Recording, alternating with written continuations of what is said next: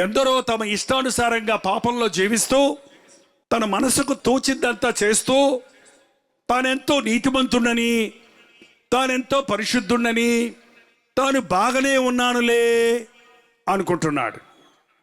మనుషుడికి ఎప్పుడు ఎదుటి మనిషి తప్పులు భలే కనపడతాయి. ఎదుటి మనిషి లోపాలన్నీ చక్కగా వివరిస్తారు, ఇతరులను దిద్దటానికి ప్రయత్నిస్తారు, ఇతరులను విమర్శించడానికి ప్రయత్నిస్తారు. వాడు సరిలేడు, వీడు సరిలేడు అని ప్రతి వారిని విమర్శిస్తారే కానీ నేనెలా ఉన్నాను అని పరిశీలించుకోడరు.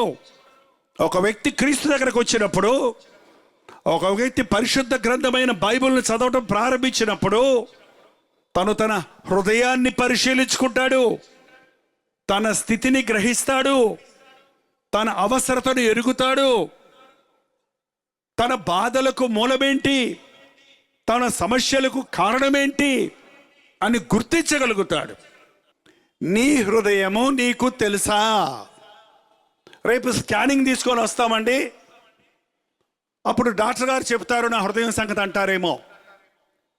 ఈ హృదయం స్కానింగ్లో కనపడదు, ఎక్స్రేలో కనపడదు, స్టెథోస్కోప్తో టెస్ట్ చేస్తే తెలియదు. హృదయాంతరేంద్రియాలను పరిశీలించే